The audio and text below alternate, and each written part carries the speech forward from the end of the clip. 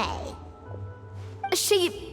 Well, for starters, she used to be the head chef at the Hotel de Boer, before Savannah. She recreated the legendary Gâteau de Boer and restored the restaurant back to its former glory. Safe to say, she's the most renowned head chef in the Hotel de Boer's history. After the culinary genius Modeste himself. Gâteau de Boer? That's the super exclusive cake that they only sell a few slices a day, right? Wow. Why the heck would she let Savannah take her place? Well, apparently, the Hotel de Boer was reported for a safety incident. Someone claims that the kitchen was adding an illegal substance to their menu. But none of the chefs had any idea how it could have gotten into the food. In the end, Escoffier decided that as head chef, she should take responsibility. And she was sent to the Fortress of Meripede. The Fortress of Meripede?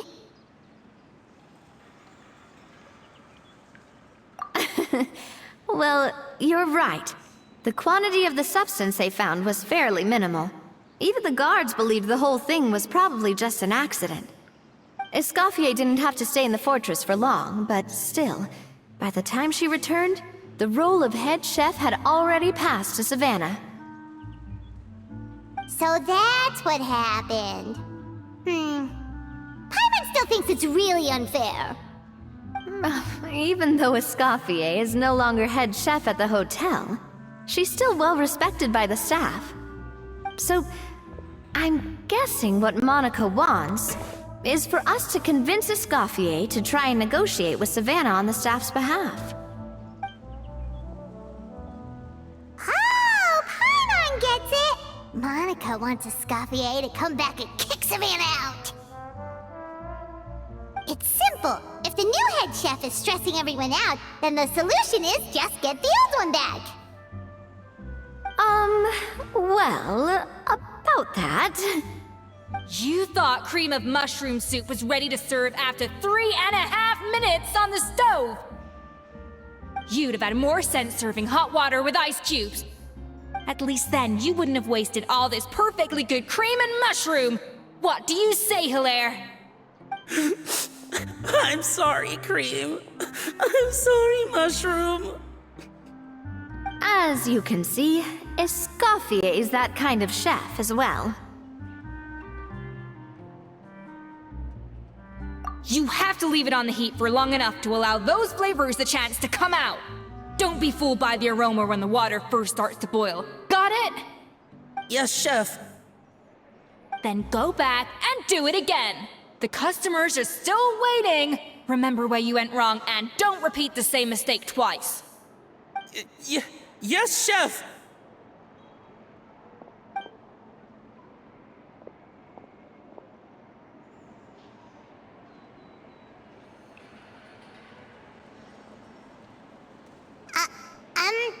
Excuse us, Waiting to be served? Sorry, we're pretty busy. I'm afraid you have to join the line. Oh, no, we're not here to eat.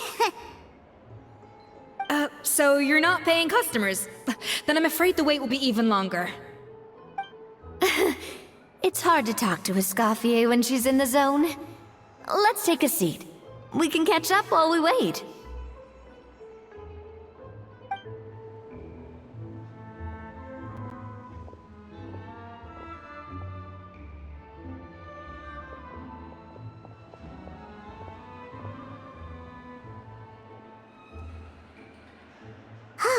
Looks like the rush hour is finally over. Is it always this busy here? These days, yes. I'd say business has tripled since Escoffier joined as temporary head chef. Well, in her words, the Hotel de Boer doesn't need her anymore. It doesn't look like she's got any plans to go back. I guess I'll be heading off then. Wait, take these home with you. We can't serve them now, and there's no sense in letting them go to waste. Oh, thank you, Chef. For what?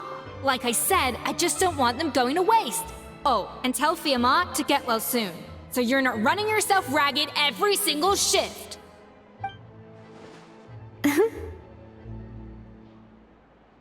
Firmo. That's the second time we've heard that name. Who is that again? He's the chef that fell ill from stress. Hilaire is his son. And with Mom stuck at home taking care of Dad, he decided to pick up some work to help pay the bills. Escoffier knows their situation, so she's been making some extra food every day for him to take home. Hey, I heard that, Navia! I've told you before, no one's making extra food. Hilaire is making blunders in the kitchen, and I can't serve his failed dishes, so he might as well take them home. Yeah, failed dishes that just so happen to be nutritionally complete every single time. So, you two must be the world-famous traveler and her companion, Paimon, yes? Is there something I can help you with? Oh, so you know us already. We'll skip the introduction then. We're here to talk about Savannah. Oh, I certainly am. The Spina's headquarters are right next to the tavern. And I've lost count of the number of times Navi has come to pester me about it. But I don't work for the Hotel de Boer anymore. And being ex-head chef doesn't give me the right to interfere with that business. Besides, I'm the one who persuaded Savannah to take the job in the first place. What? Well, she was a much gentler person back then. A little timid, even. She wasn't at all confident that she was the right fit for the role. That's hard to believe. Are we definitely talking about the same Savannah here? Honestly, I do wonder if she's just emulating me. I mean, I'm not the most pleasant head chef to be around either. Anyway, suffice to say that given the history between us, it'll be tricky for me to tell her she's doing her job wrong without coming across like a huge hypocrite. Fiamar and the others probably think that Savannah gets it all from me. I wouldn't be so sure about that, Escoffier. Look at this note we got from Monica. She mentioned me. Whatever shortcomings you feel you have, it looks like Monica still trusts you. As for the others, well, how can you know what they think unless you ask them? Monica. Plus, it's not like we're asking you to storm in there and raise hell. We're only in the initial phase of our investigation. All we're trying to do is get the other chefs to open up to us. Oh, Monica. Oh, Monica! Escoffier? I can't believe her! Powdered sugar is supposed to be applied sparingly. Look at all that on the wrapper. It's thicker than the sole of my shoe. Unbelievable! I won't stand for this. She has to learn. Come on, we're going. Wait, so now she's,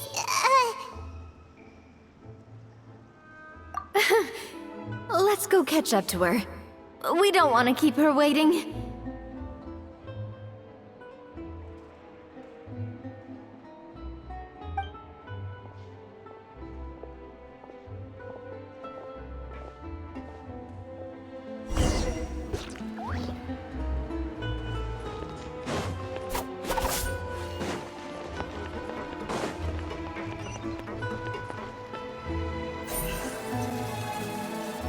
incoming.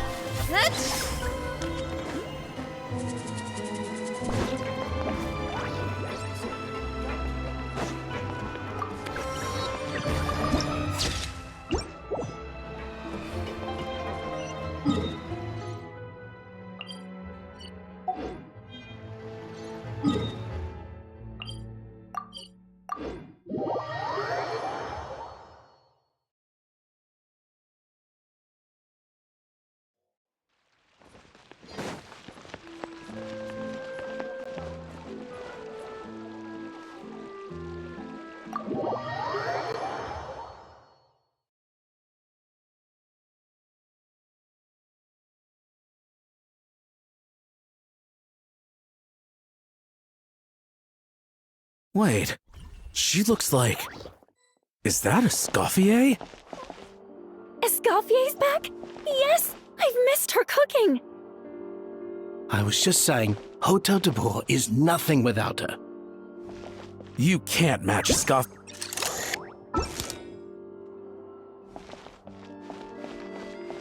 I'm sorry.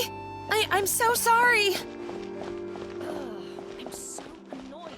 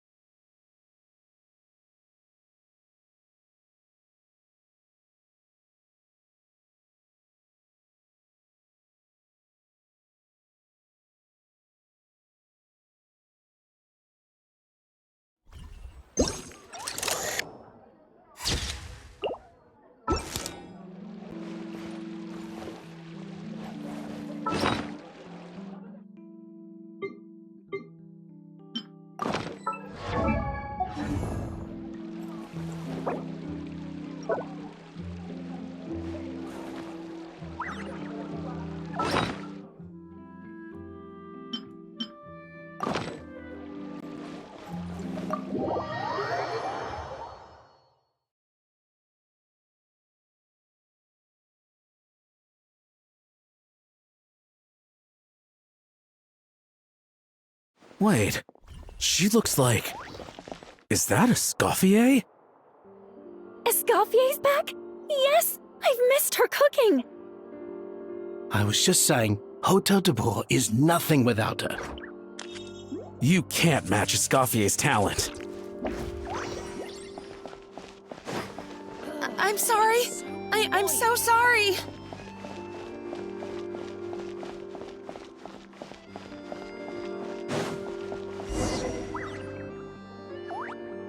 I'm sorry. I'm so sorry. I messed up your order. Oh, I wouldn't go that far. Maybe the taste is a little off, but if you hadn't brought it up, I don't think I would have noticed. But, please, you have to forgive me or Chef is gonna... Okay, I know. I'll kneel before you. What the heck? Get up, Monica! Can't you see that you're just making your customer feel more awkward? Escoffier? If you want forgiveness, then do what any self-respecting chef would do. Make the dish again. And this time, get it right. You cannot go begging your customers to feel sorry for you. Savannah said that I'm not allowed back in the kitchen until I've corrected my mistake. But if I can't go back into the kitchen, I can't do the dish over. That's some backwards logic. How can you fix your mistake without being allowed to cook? If this is what Fermat had to put up with, then no wonder he had a breakdown. We apologize for interrupting your meal, sir. It's fine. With my layman's palate, it's not like I can tell the difference anyway. I was actually quite enjoying my meal until she appeared out of nowhere and started apologizing. Gave me a bit of a fright, to be honest. Oh, well, it's because Chef Savannah tasted a bit of the leftover soup from my pot and then threw me out of the kitchen. Gosh, that's pretty strict. Has she always been that way? I don't recall things being like this when Escoffier was head chef here. I gotta say, you're all looking a little worse for wear these days. I mean, Escoffier was strict too, but I think the difference is that her criticism was more constructive, so you knew what you did wrong and how to improve, and we all knew that it came from a good place. Chef Escoffier was hard on us because she truly wanted us to reach her level. But these days, whenever we make a mistake, we just get told to wake up, get your head in the game, or just do it again. And it's only gotten worse since word got out that Chef Escoffier had started working again in the Fleuve Cendre. Monica, you don't need to call me chef. I'm not the boss here anymore. Yeah, but through no fault of your own, what happened back then, that wasn't on you, and all of us know that. That banquet was a huge event, and so many staff were involved every step of the way. With so many moving parts, There's no way of knowing how that lumiline ended up in the food we served. Lumiline? What's that? A new drug from the Fontaine Research Institute, produced from an extract of the Lumitoile. Apparently it sharpens the senses, so they used it to treat people with impaired responses to stimuli. Oh, yeah, I've heard about that. They found out you can use it as a flavor enhancer since it stimulates the taste buds. Makes things pretty addictive. They also found that overuse can have mood-altering effects and even lead to nerve damage, so it quickly ended up on the guard's list of controlled substances. Unfortunately, however, some food products containing the additive had already made it to the market by the time the guards banned it from the restaurant industry. Everyone knows that in all likelihood, someone probably just purchased a batch of contaminated ingredients by mistake. But you took all the blame. We all know why. You just didn't want to see this turn into a place where tensions are constantly running high, because everyone's suspicious of each other all the time. And now look at you, a fry chef in the Fleuve Cendre. What are you trying to say? Sure, the Spina's Tavern is no Hotel de Boer, but come on, it's not that bad, is it? Oh, the Fleuve Cendre, you say? Great. That's where I'm dining from now on. Monica, I'm very happy with my current job. And there's no changing the past. We just have to let bygones be bygones. Besides, at the end of the day, I was the head chef, regardless of whose mistake it was. Ultimately, the responsibility lay with me. If only Savannah was half the boss you were. I'm sorry? Do you have a problem with my conduct as head chef? No, chef. So you do remember who's boss? Escoffier? I thought you'd left this place for good. What are you doing back here? What happened to you, Savannah? Why are you acting like this? When I turned this place over to you, You made me the head chef and gave up your right to tell me how to do my job. You're not the boss here anymore, so stop acting like you own the place. Whoa. Sounds like someone has a chip on her shoulder. Oh, Savannah! My God, have you grown a temper since I last saw you? Have you put even half the amount of energy into improving your cooking skills, or are you still using the Pluie Lotus as an off-brand marcotte, thinking no one can tell the difference? That's none of your business! What happened to not storming in and raising hell? Ho ho! I was not expecting to see something this spicy as soon as Escoffier returned. Huh? Fan Asian? Aye, miladies. Might I make a humble suggestion? Given that we have ourselves a tête-à-tête between chefs at the Hotel de Boer, I dare say it would be de rigueur to settle this the traditional way. The traditional way? That can only mean one thing. That's right! I'm talking, of course, about the tradition established by Modeste himself. The cooking contest! According to legend, the founders of Hotel de Boer, Modeste and Savelli, used this method to resolve all of their disputes. Everything from petty arguments over next week's menu to disagreements over the strategic direction of the restaurant. The cooking contest would decide who had the final say.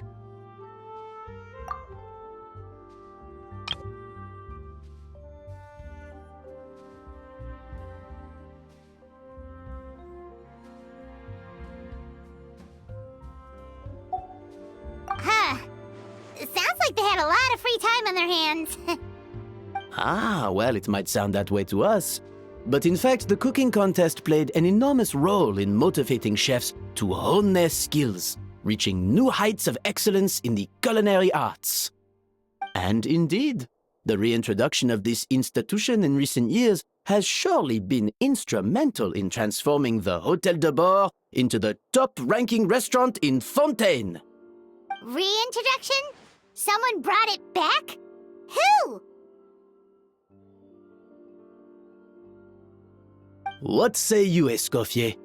Surely you of all people won't back down from this challenge. It was you who put the rule in place after all.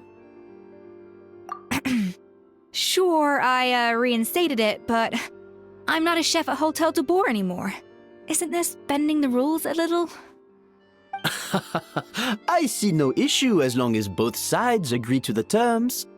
We could simply treat it as an exhibition of sorts. Savannah, any objections? Exhibition. Huh. No. If we're going to battle it out, let's put it all on the line. If I lose, it's up to you what happens to me. I don't want anything to happen to you. But if you lose, you hand over the Codex de Boer to me. What? The Codex de Boer? Only the legendary handbook written by the original head chef Modeste. It contains all his secret recipes, including Gâteau de Boer. It's the greatest treasure in Fontaine's culinary world, and only the present and former head chefs of the Hotel de Boer have the right to read it. Present and former. Wait, but that already includes Savannah, though. What do you want that old thing for? You have your own copy, don't you? Don't take me for a fool. You know perfectly well what I mean.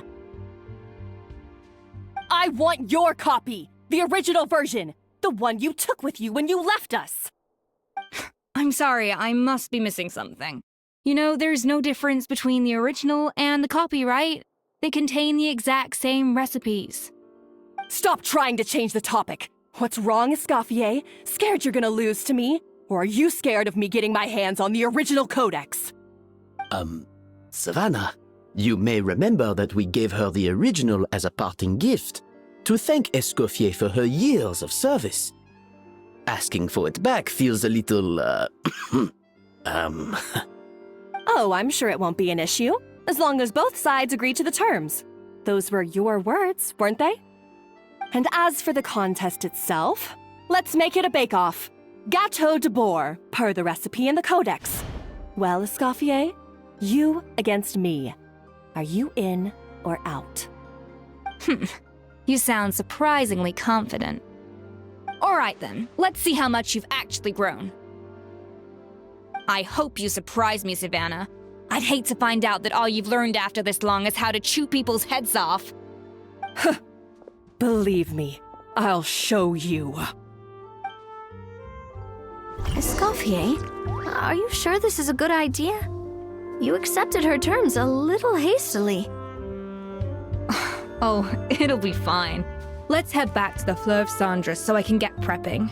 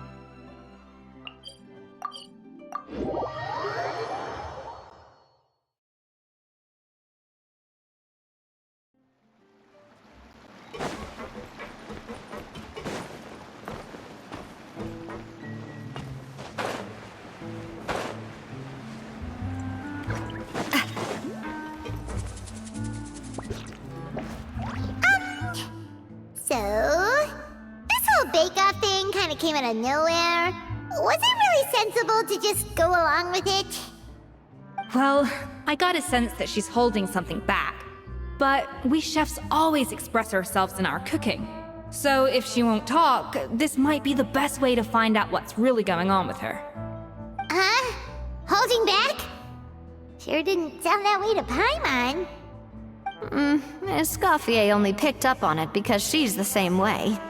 Always closed off, never letting you know what she really thinks. That's patently false, at least where your macarons are concerned. I've been nothing but truthful with you about the disgraceful amount of sugar you use. Okay, that's one case where you can keep your thoughts to yourself. Oh, that? Well, it's not so much a recipe book as a diary of Modeste's adventures. Back in the day, he and his good friend Savelli explored far and wide, partly adventuring, partly looking for new ingredients and developing new recipes. Their creations had an enormous influence on the course of Fontaine cuisine, turning it into a much more vibrant and diverse scene. For instance, legend has it that the original Gâteau de Bourg was made using a special secret ingredient that Modeste discovered on one of his adventures.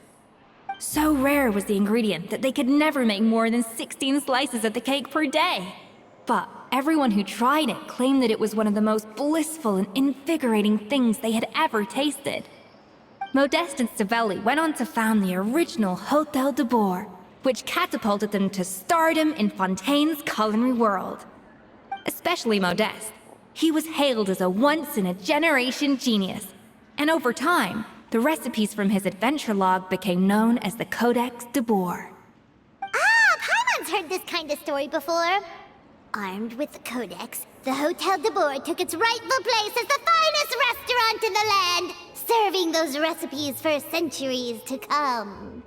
Something like that? What? No, of course not. Cooking is a constantly evolving art form. How could any restaurant survive if they only served food that was popular last century? Anyway, never mind centuries. Savelli and Modeste parted ways not even 10 years after their rise to fame. Then, Modeste passed away while he was still in his prime. And that was it. The end of the Hôtel de Bourg's heyday. It fell into decline, and for most of its history, it was just a nondescript place with a couple of cheap tables. It's only in recent decades that it started recovering. Even then, it still took numerous relocations and changes of management before we finally ended up with Vanigem and the restaurant we have today. Oh! So the Codex really isn't all that, then.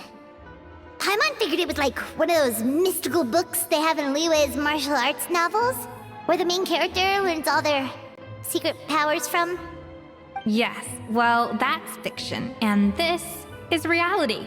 You can't meet the tastes of modern diners by following some ancient recipes from a dusty old book. Case in point. Even the Gâteau de Bourg they sell now is actually Escoffier's reimagination. Wait, really? Why though? Didn't that recipe make it into the Codex? It did, but like I said, it's a dusty old book now, and the records aren't as legible as they once were. Not to mention that there's no way of finding the secret ingredient Modeste wrote about. So, reimagination is right. I consulted some historical records and took what I could from the Codex. But ultimately, the Gâteau de Bourg of today is my own recipe. As for why we gave it the same name and kept the tradition of only selling 16 slices a day, well, you've got Vanigem's business sense to thank for that. Oh! Huh. Well, that kind of takes all the mystique out of it. Hey now, it might not be the original Gâteau de Bourg, but it's still the most delicious cake in Fontaine today. And who knows, maybe Escoffier's version is more suited to your palate. Just think, if the original truly was the perfect cake you're imagining it to be, there's no way the recipe would have been lost to history, right?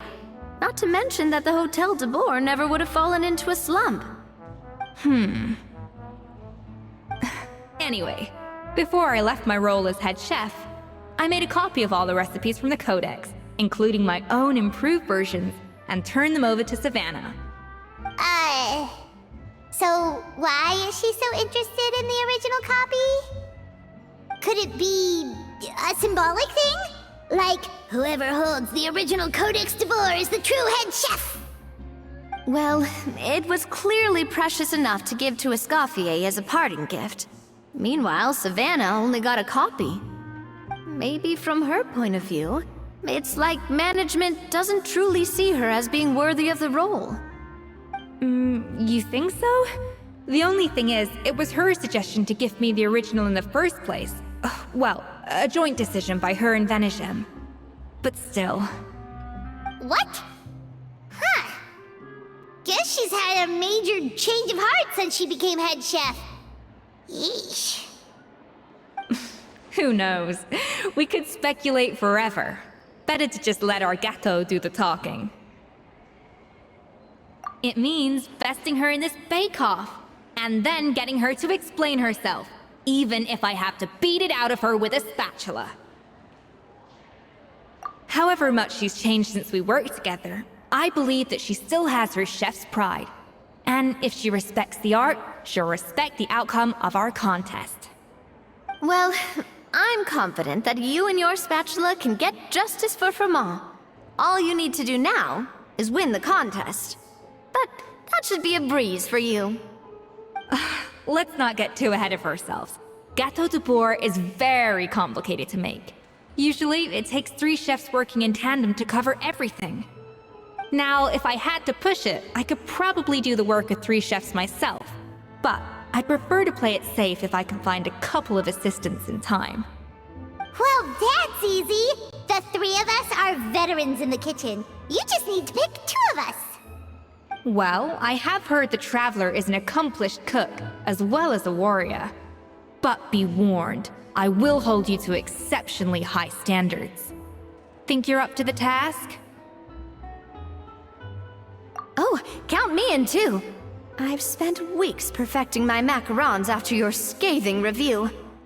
Even if it means competing against the Traveler, so be it. I'll show you what I'm made of. Confident. I like it. Alright, let's start with some elementary mise en place. Show me your knife skills.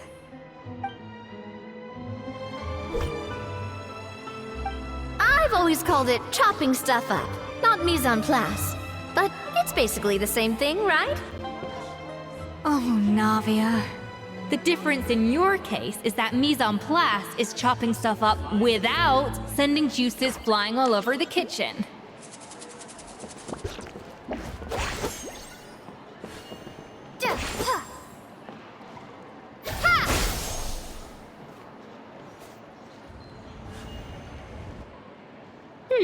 Looks like you found that easier than I expected. Yeah, thankfully it was pretty straightforward in the end. You made it sound like we'd be carving statues out of fruits or something. Well, brace yourself, because the next step is anything but straightforward. I'll be using this cold press to extract flavor compounds from the ingredients. A kind of special food processor I got the Fontaine Research Institute to make for me. It uses cold temperature extraction to isolate the essence of cooking ingredients, which can then be used to flavor dishes more precisely. But this isn't exactly standard kitchen equipment, so that probably didn't make a whole lot of sense. Let me give you a demonstration instead.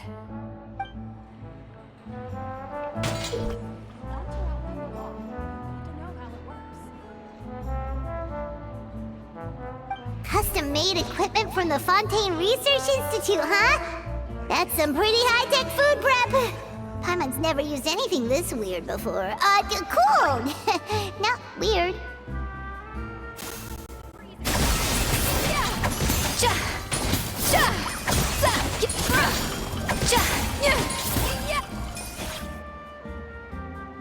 And done. These are the flavor compounds extracted from our ingredients. I processed all the fruit you chopped up earlier.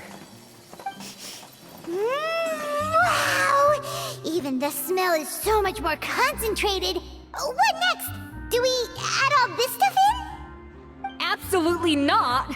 Throwing everything in at once will ruin the balance of flavors. We have to go slowly and carefully to calibrate the exact flavor we want. I'll demonstrate again. Now, watch closely.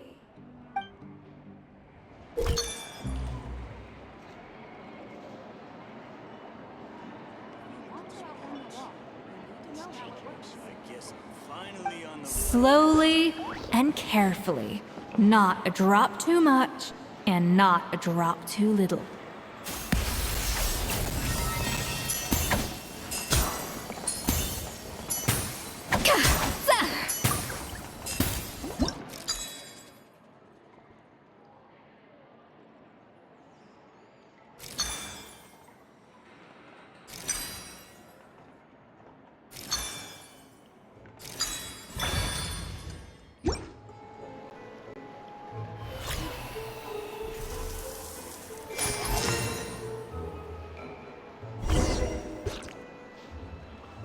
And voila! Now it's your turn.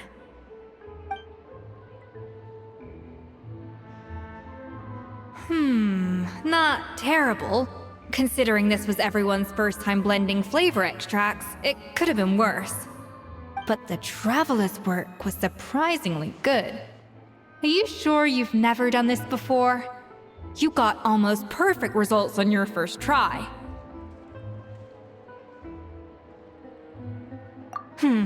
That goes without saying. Still, credit where credit's due. You did well. Alright, now for the part I've been looking forward to. I want each of you to cook something from the Hotel du Bourg's current menu. I'll judge your submissions and give you a final score. That's right. The true test of your cooking skills is the finished product. It'll be good practice for the contest itself. Now get to it. Chop chop!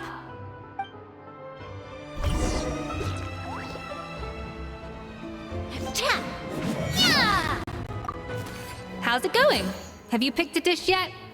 Choose wisely. I expect you to present the most delicious thing on the menu.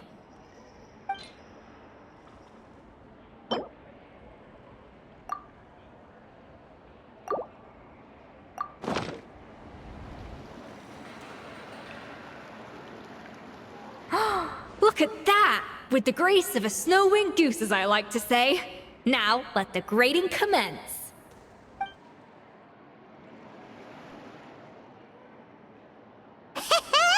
Pretty good, right? Not to brag or anything, but Paimon's a bit of a connoisseur when it comes to la food. 6 points. What? Oh, well, fair enough. Paimon doesn't cook all that often, so as long as it's a pass. That's 6 out of 100. What?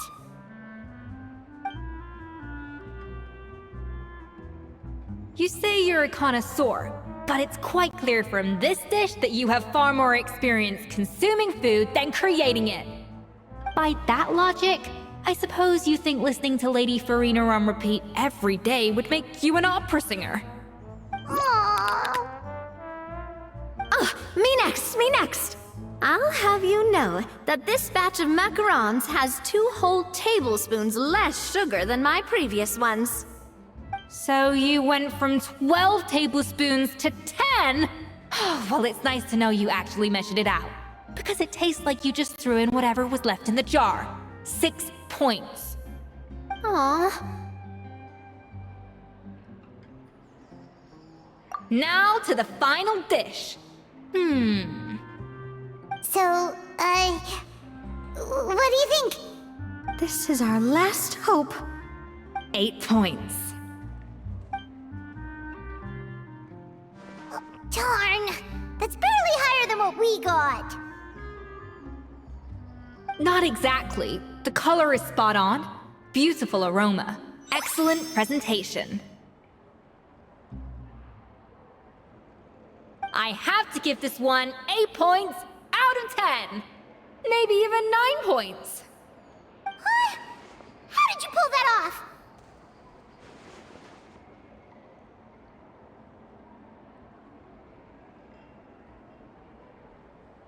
Don't get me wrong. There's room for improvement. But still, this is clearly the work of an accomplished chef. I can tell that you've put many hours of work into honing your skills in the kitchen.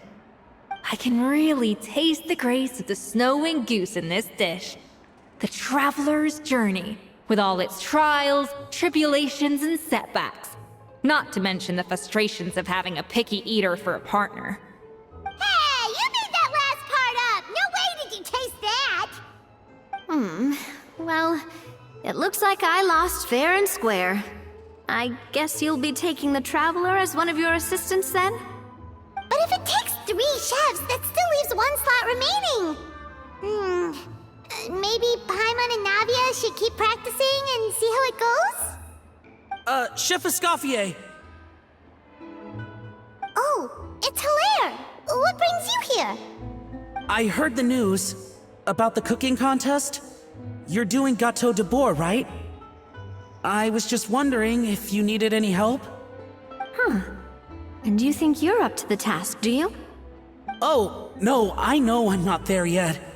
It's actually my dad who wanted to help.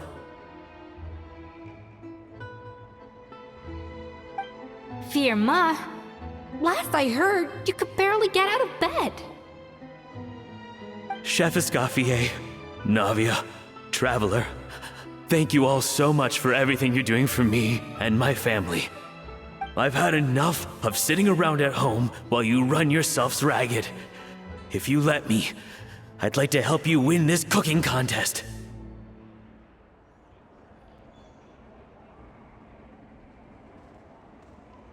Yeah, I was gonna say the same thing. Don't you worry. I'll be fine. I'm feeling much better now. I'm sorry. I know I've been rather useless these past few days, but not anymore. The fact is, I'm a fine chef, despite recent events. I've proven myself in the Hotel de Bois kitchen, so if anyone's qualified to work under Chef Escoffier, it's me.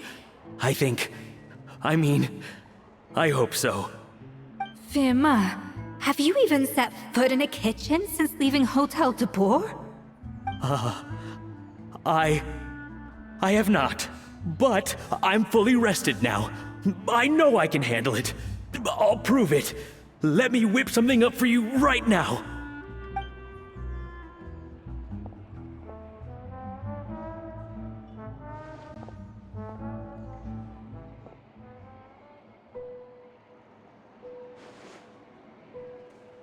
Huh? That's strange. Why are my hands shaking? What do you call this, Firma? I can't seem to grip my knife. Do it again! Again! Again! I... Hopeless. Get out of my kitchen yesterday.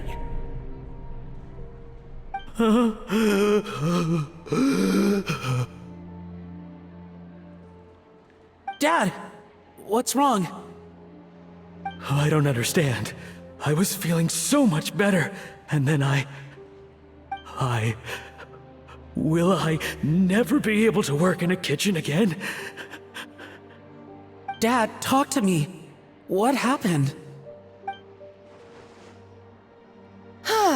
I think the real issue here is not physical exhaustion, but psychological trauma. Monica, when did you get here? Probably because you were all concentrating so hard on your cooking. I didn't want to interrupt your flow. But anyway, Firma, I'm so sorry. If only I'd known how serious your situation was, I would have stood up for you sooner. You have nothing to apologize for, Monica. During those long nights of redoing every order, you were the only person who looked out for me. Oh, come on. All I did was make you some tea. I doubt it was much help. Savannah was so ruthless toward you. I probably should have brought you something stronger. She sounds like the worst. All right, another Savannah horror story. Let's hear it. She's been getting harsher and harsher on us ever since she heard about Escoffier's new role in the Fleuve Cendre. Seems like no matter what we make, she'll find something wrong with it. What is this? It looks like a dog's been at it! In the trash now! Then she orders us to redo the dish again and again, but we never know what's going to make her happy. Do it again! Do it again! Do it again! Every time you remake it, you just get another earful from her. Either straighten yourself out, or get out of my kitchen! So now, it seems like just picking up a kitchen utensil gives me flashbacks of her yelling at me. Oh man, that must be awful. The more I want to get it perfect, the more my hands shake, and the more scared I am of making another mistake. How can you give up so easily, Fiamma? You weren't a quitter when you were working for me. And even under Savannah, you talk about working late into the night trying to perfect your dishes. That says to me that you still hadn't lost that determination to prove yourself. What changed? I don't know what's come over me. When I think back, I just remember feeling like my heart and my hands were growing heavier and heavier as the shift went on. Each time I had to redo a dish, my heart sank a little further. Maybe Savannah was right. Maybe I am just hopeless at this. Dad. I see. Well, it sounds like there are some deep issues at work here. Ones that won't be resolved by merely seeking compensation. I will win this contest, and after that, I encourage you to approach Savannah and talk this out. But what if you can't find another assistant in time? Clearly, I'm in no state to help out. You think being one person short will ruin my chances? Let's not forget, I taught you and her everything you know. Even if I had to go it alone, I would present the perfect gâteau. Oh, well, Paimon and Nadia will still keep practicing, just in case. And so will I. Yeah! And if worse comes to worse, we can always get the Spina di Rosula to put out an emergency call for chefs. There's gotta be someone out there, right? Actually, I thought maybe I could help. That's sort of why I'm here. What? Why didn't you say so? I was going to, but then... well, this is the first chance I got. You do this for us? Thank you so much, Monica. Alright, fine by me. But aren't you still working for Savannah? Joining the other side seems like a guaranteed way to put your future employment in jeopardy. I know, but it's all right. I've made up my mind. With the way things are, I can't keep working for Savannah much longer anyway. Unless I want to become the next Firma. I'm done with sucking it up.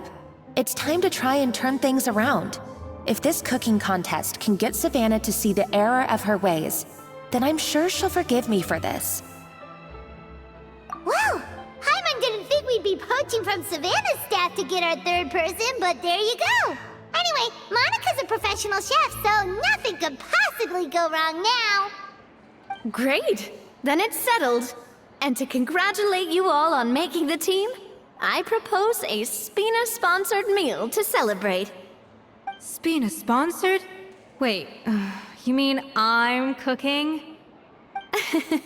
Well, I promised the traveler a feast in the Fleuve Cendre. And I know how much you've been looking forward to it. Yeah! Feast, feast, feast!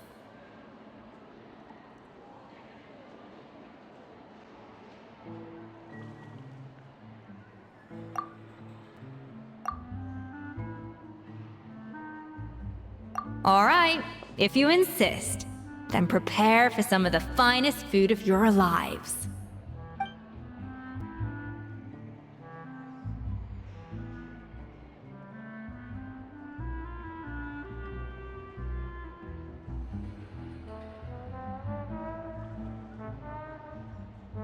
That's not a bad idea, actually. Wait, hold on. You need to finesse that further.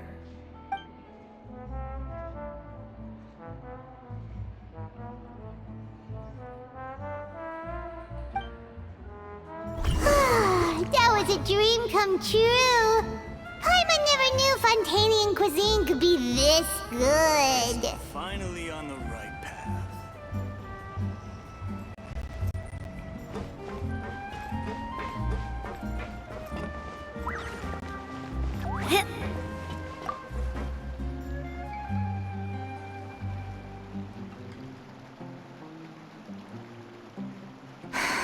Why, Savannah? Why?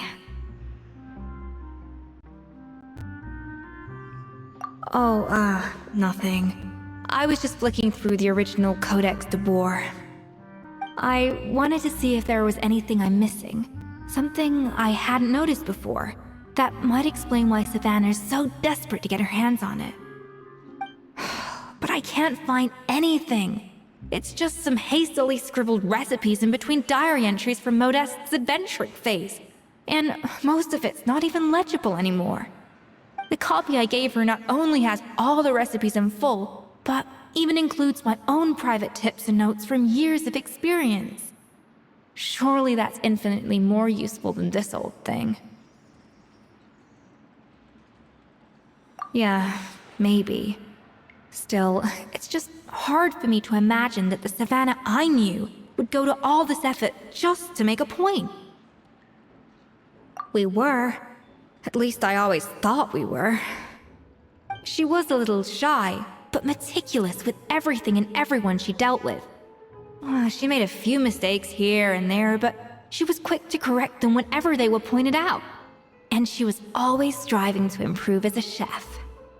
Those qualities are why I recommended her to replace me as head chef. I never imagined for 1 second that she'd cause Fiamma and the other staff so much grief.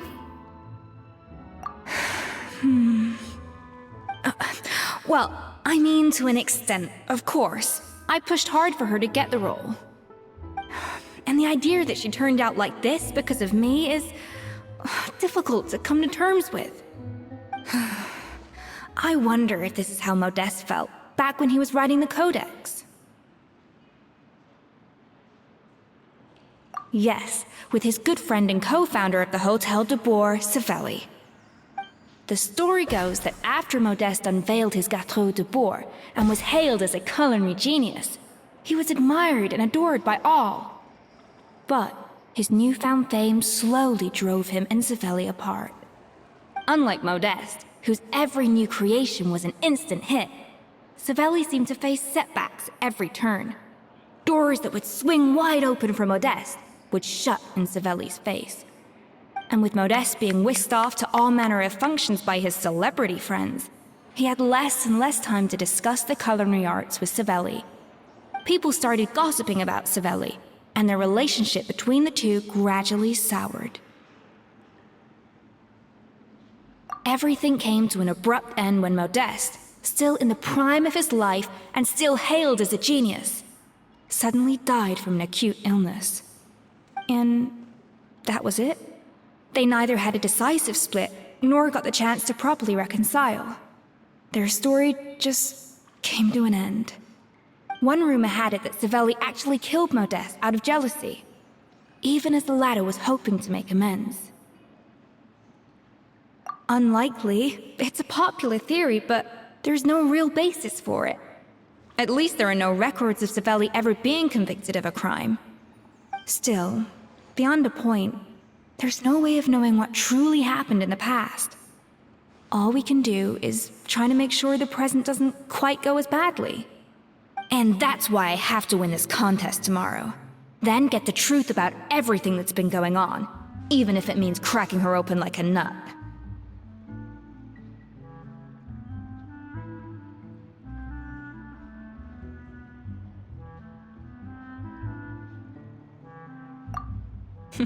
You're right about that.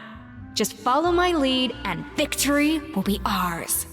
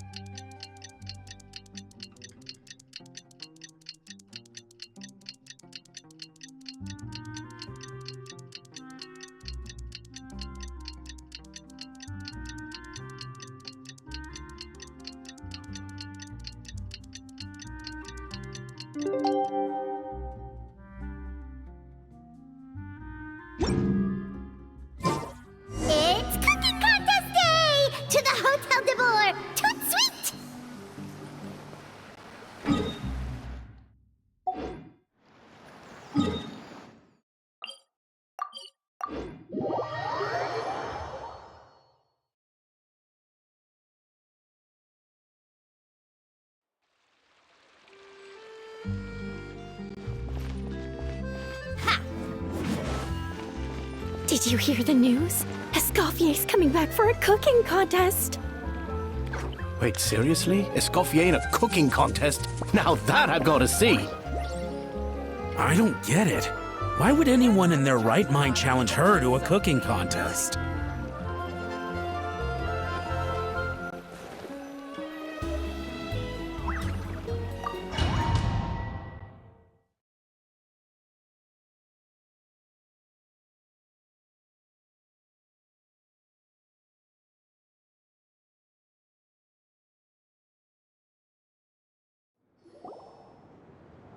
Mesdames et messieurs, welcome one and all to the Hôtel de Bord and to this most exciting of cooking contests. Savannah, I've brought the original copy of the codex you asked for. Monica? Huh. In the interests of fairness, this contest will be conducted in a double-blind format. Once the dishes are complete, they will be sent to the back of the kitchen where they'll each receive a label. The labels will be placed out of sight underneath the plates, only to be revealed after the judges have sampled them and reached a final verdict. This is to ensure that no one will know which dish is made by which contestant. As one of the judges, I promise to be fair and impartial. When my meal got interrupted yesterday, I never thought this is how they'd make it up to me. Getting a seat on the judging panel is a pretty sweet deal. Both contestants have taken their positions. Then, without further ado, let the Hôtel de Bord cooking contest commence!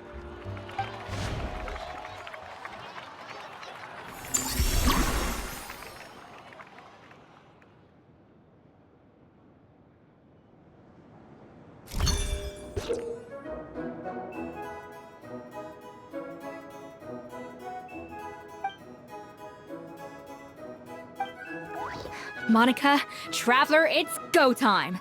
Let's do this. Alphonse! Gaspar! Get to work! Do not... Even the best chef in the world can't flavor their food without prepping the Even the best chef in the world can't flavor their food without prepping the flavoring, right?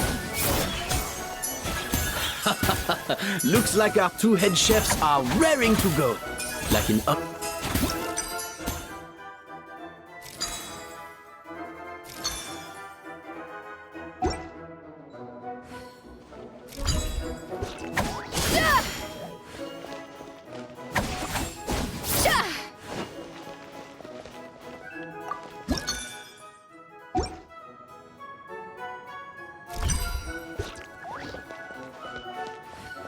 A little amuse-bouche!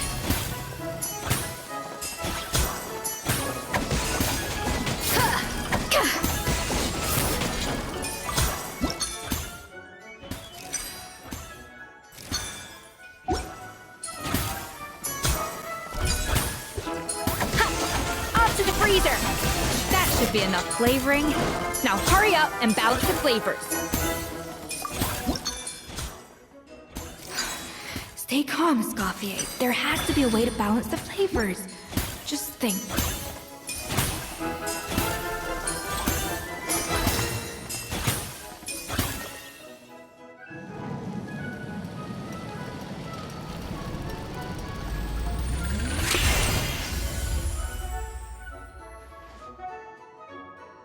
Come on, Escoffier! Come on, Traveler!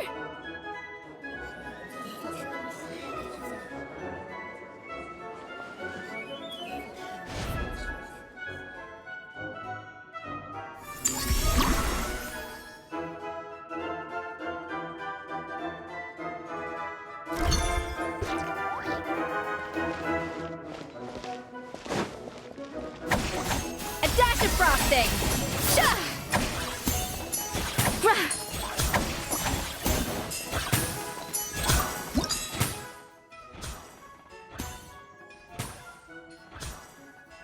The balance of flavors is about right, but the quantity is too low. Alphonse! What are you playing at? That's not how I taught you to do it! Stop horsing around and do it again! Yes, Chef! Oh, tension in the ranks on Team Savannah. Will this slow their progress? Savannah, what are you doing? Oh, get it.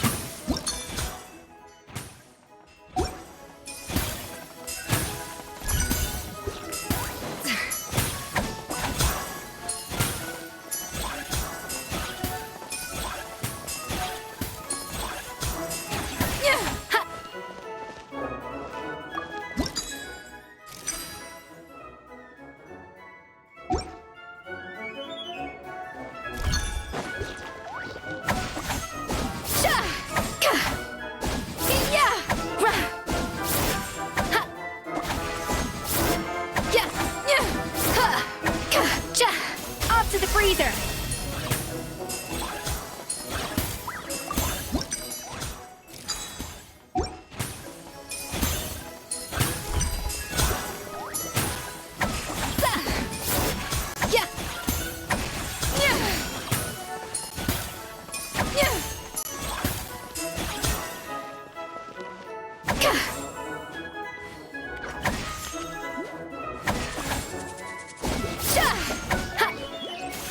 Frosting!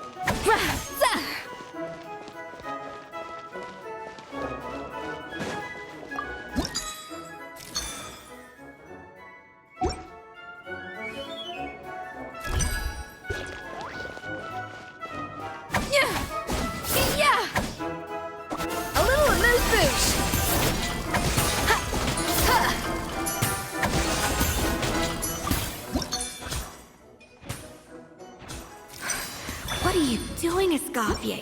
Your team's waiting on you.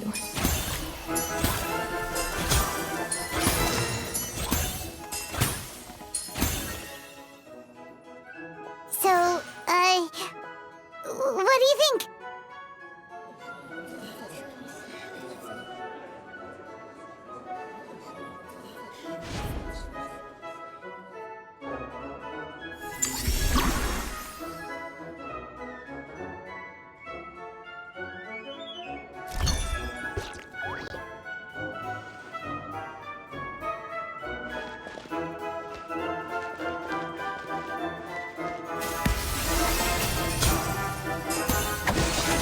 Escoffier is already on the final step of the recipe.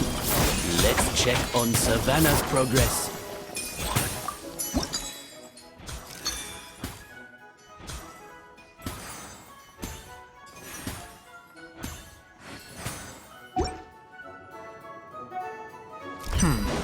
I think this flavor profile is still a little bit off.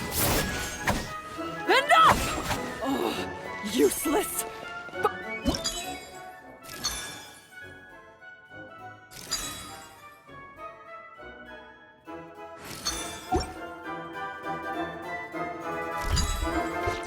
Wow!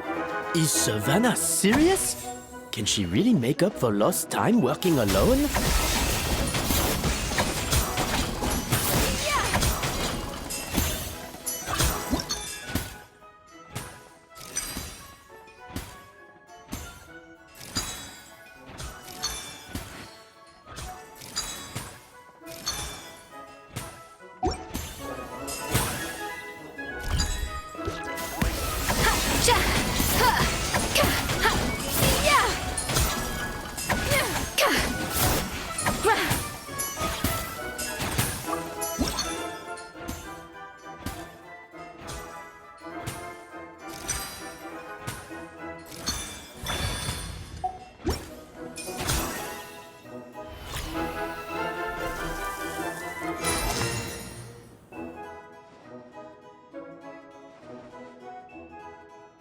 You can't match Escoffier's talent.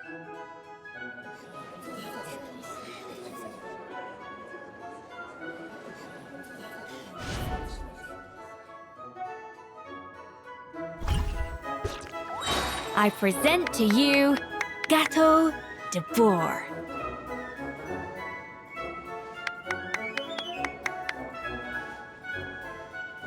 The pinnacle of excellence!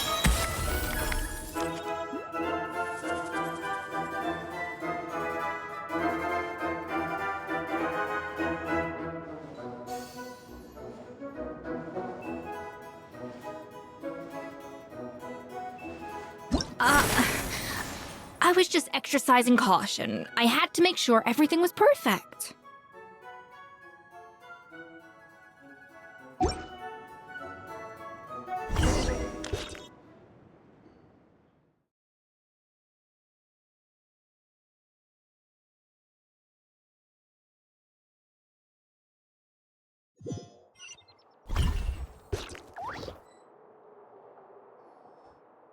Time's up! Contestants, please take your dishes to the back.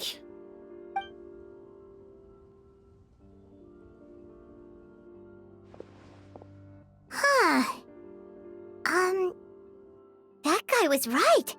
You really can't tell whose is whose just by looking at them. We both made the same dish after all.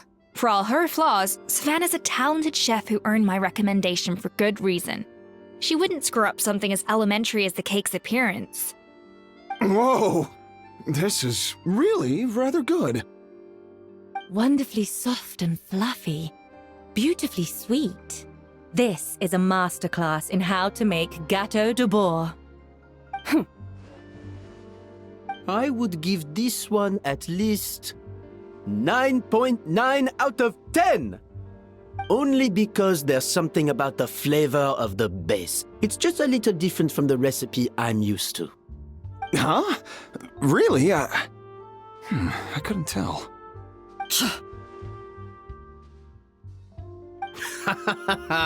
All right, on to gâteau number 2. I haven't had a single bite and already this aroma is a delight to the senses.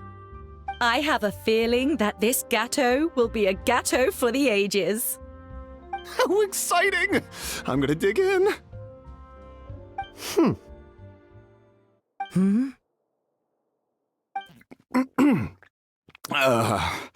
I think maybe someone got a little carried away when they were adding the sugar.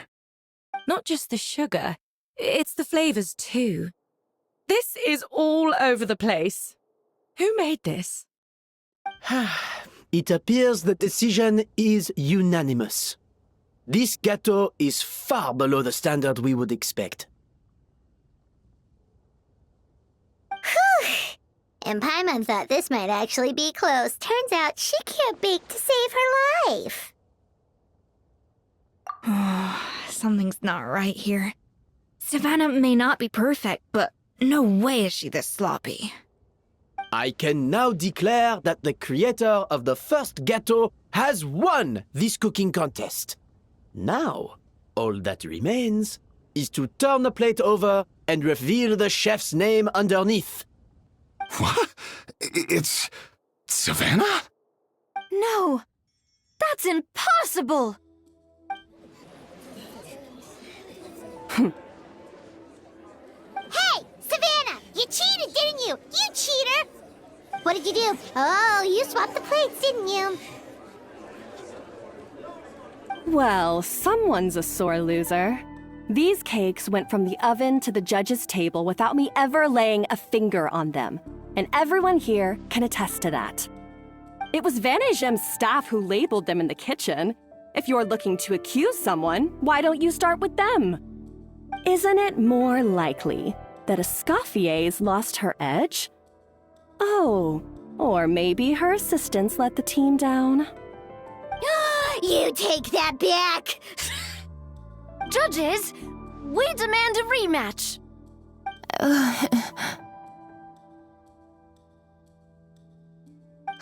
That's enough! What's done is done.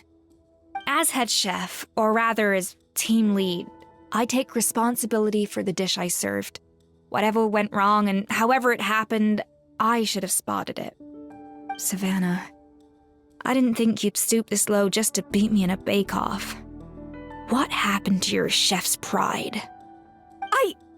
I don't know what you're talking about. If you want the Codex de Boer that much, you can have it. Escoffier, no! But you must promise me that you'll apologize to Firma and compensate him for everything you put him through. It's a little late to be negotiating terms. The contest is over and I won.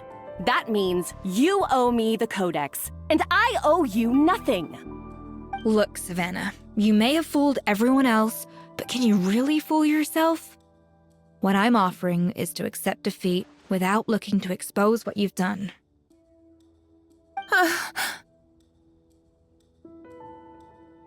But only on the condition that you promise to stop putting so much pressure on your staff. Fine. I'll treat this as your final handover of duties from one head chef to the next. So, will that be all, ex-head chef? Or is there any other unfinished business you'd like to leave in my hands? I didn't mean that to be a scolding from your former boss, just a word of advice from a fellow chef and a friend. But I don't know if you're even open to input from other people anymore. I know what I'm doing. I don't need your advice. All right, fine. I'm glad to hear it.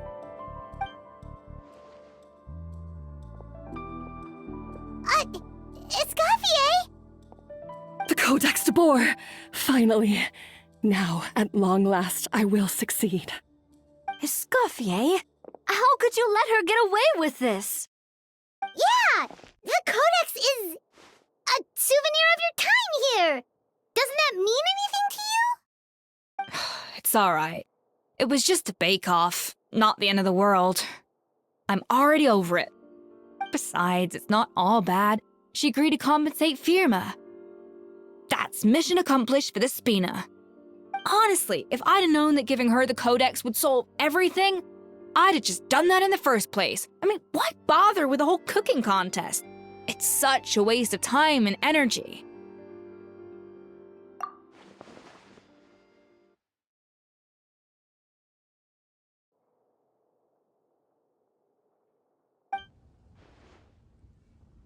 No. No! This doesn't make any sense! Huh? That's it? No secrets, no nothing? I don't believe it! This can't be happening. Oh, Chef Savannah! Savannah?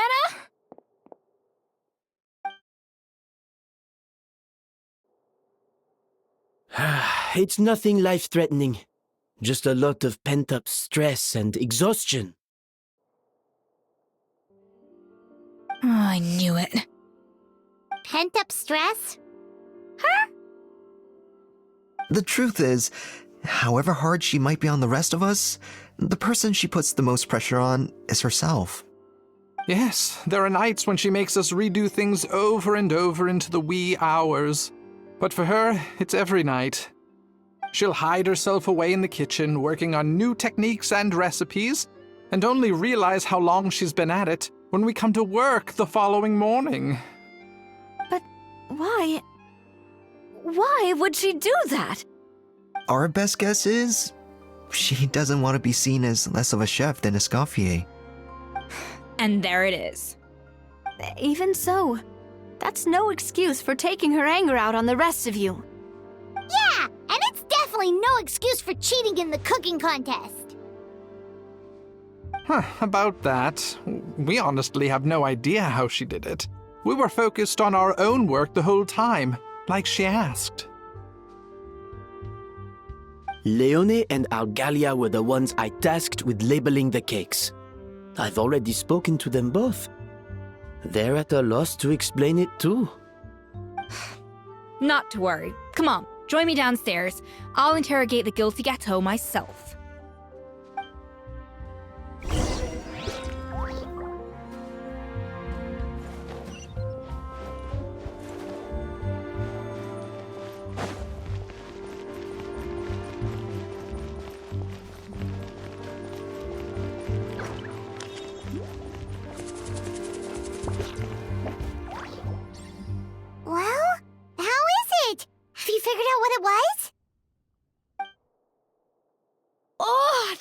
aggravated assault on my palate. I'd rather eat wet cement than this. Is it really that bad? I made sure to taste test it before it was served. Oh, relax. This isn't your cake. Savannah never switched the plates. The offending flavors are coming from in between the icing and the cake base, which means someone tampered with it while it was being made. Or in other words, we have a traitor in our midst.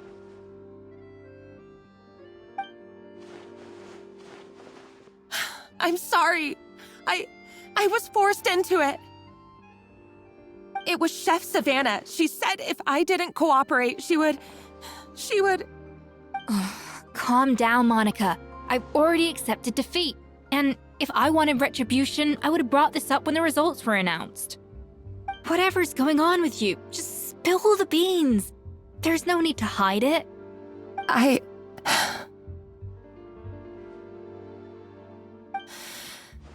I was the one who caused the food safety incident that one time. Food safety? Wait, you mean the Lumaline incident?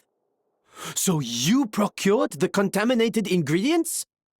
I think so. Savannah and I were on procurement that day. I didn't check everything as well as I should have, and so I let contaminated ingredients make it into the kitchen.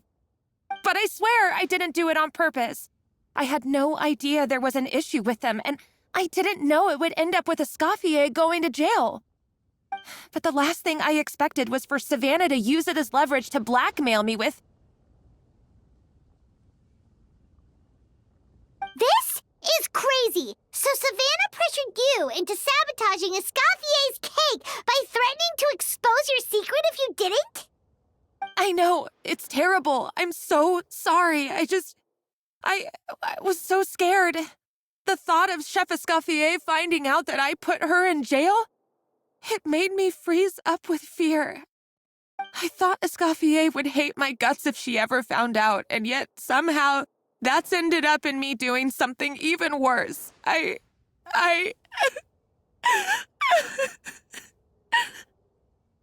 Seriously?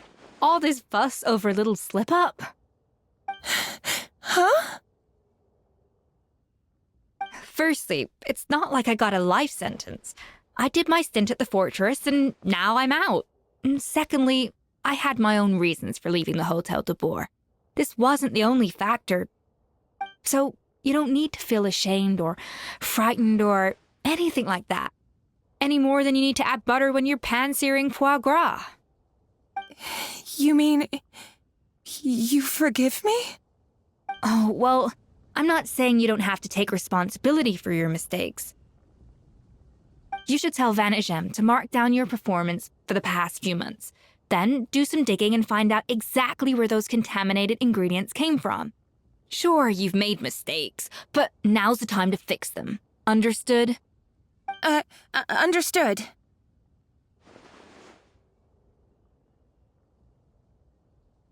Good. Now, back to Savannah. What about the original codex would compel her to resort to blackmail? I have my suspicions. Not that I've got any proof to back them up, though. Ugh. What happened to me? I've overheard some customers murmuring about how the Hotel de Boer hasn't been the same since Escoffier left. They think our menu doesn't taste like it used to, especially our signature items. Now that you mention it, I noticed it during the contest too. I couldn't put my finger on it, but the flavor seems subtly different from how it used to be. But the difference was so small, I'm sure no one would notice it besides our most loyal customers and true dessert connoisseurs. Still, as head chef, it's easy to see why Savannah would get so hung up on it. So many times I've seen her make the cake base over and over again, late into the night, determined to match Escoffier's version. But something's always slightly off every time. Yeah, I've noticed that too. Never really gave it much thought, though. thinking back on it now, it's clear that Savannah's been in a downward spiral ever since Escoffier left. She wants to prove that she can fill Escoffier's shoes. That's gotta be the reason. But after countless setbacks, she's getting more and more unhinged. And at some point along the way, she switched from doubting herself to doubting Escoffier. Doubting Escoffier? For what? Yeah, it would explain why she was bent on getting the original at any cost. She must have thought Escoffier purposely omitted key details from her recipes when she copied them out. Also, she could retain her place as the #1 chef in Fontaine, the only one privy to all the secrets of the trade. Oh, for goodness sake. What a stupid idea.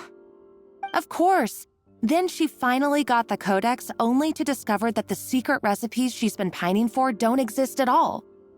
Seeing how utterly wrong she was must have been a real shock to the system. It probably brought up everything at once. It overwhelmed her, and she passed out. There's still one thing that doesn't make sense, though. If Savannah had the real recipe all along, how come it tasted different? She might not be on the same level as Escoffier, but surely after like 50 attempts, she'd get it right one of those times. You'd think so, but geniuses like Escoffier are in a league of their own.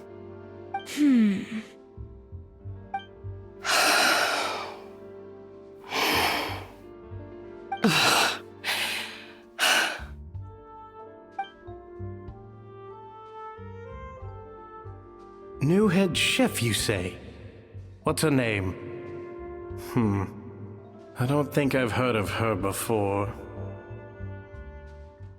I wonder, can the Hotel de Boer keep its edge without Escoffier at the helm?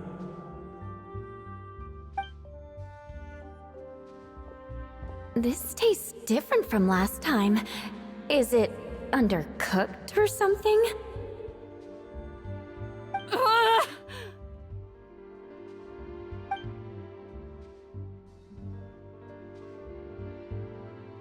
Take this. It's a copy of the Codex de Boer. From now on, you will be its keeper. Don't listen to the doubters. If I say you can do it, then you can do it. Even if you don't believe in yourself, at least believe in me. Hey, did you hear me? Once I'm gone, the restaurant is all yours.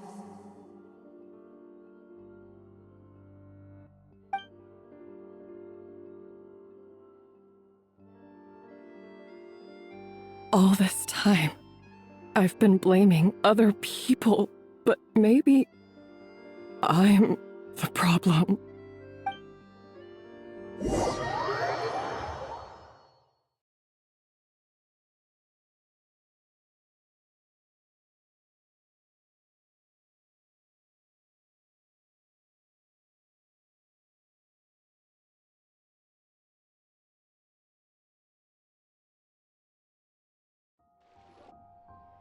I sincerely apologize for putting everyone out.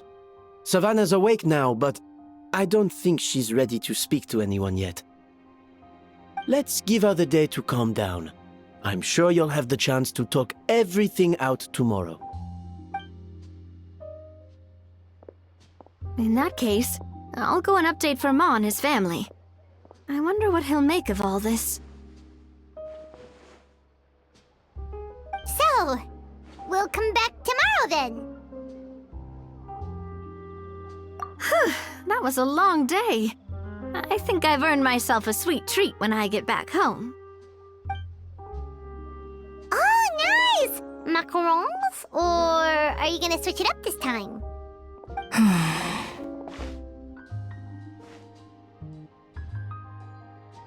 Traveler, how much do you know about the snow-winged goose?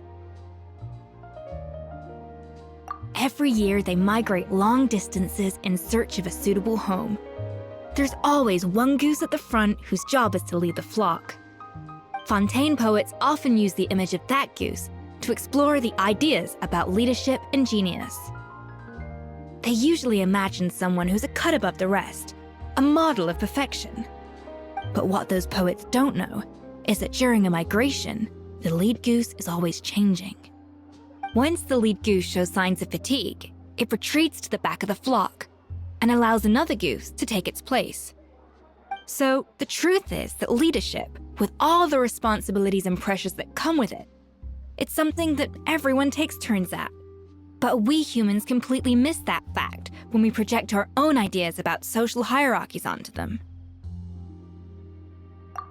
I guess what I'm saying is, I don't buy into this notion that there's some sort of gulf between normal and genius. Cooking is a science, not magic. Given the same ingredients, same recipe, and same environment, I see no reason why two different people shouldn't be able to create the exact same dish. Of course, some people have a more sensitive palate than others, and some people are just born bolder or more conscientious.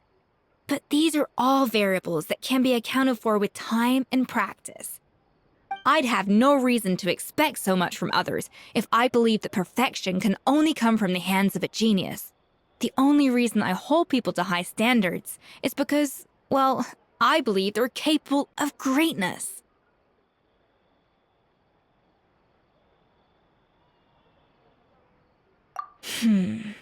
Okay, I've made up my mind. I'm gonna get to the bottom of why Savannah failed.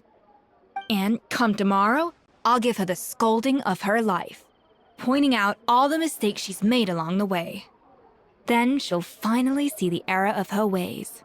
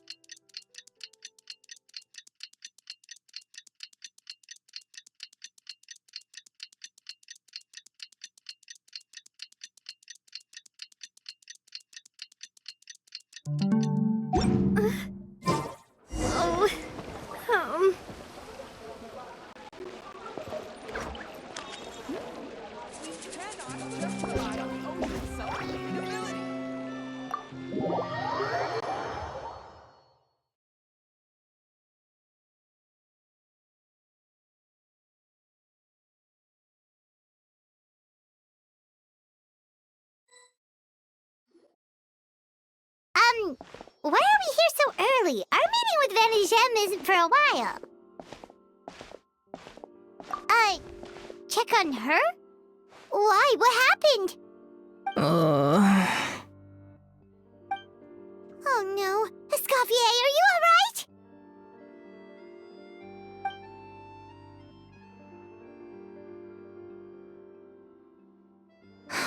I'm fine. Just need to get some more coffee in me. Huh? What happened to my coffee? Did I really drink it all?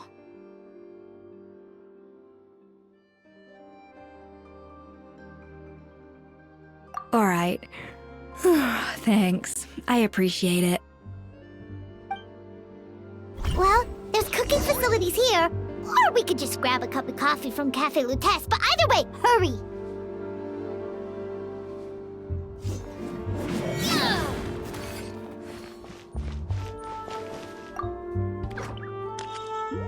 Coffee. Need coffee.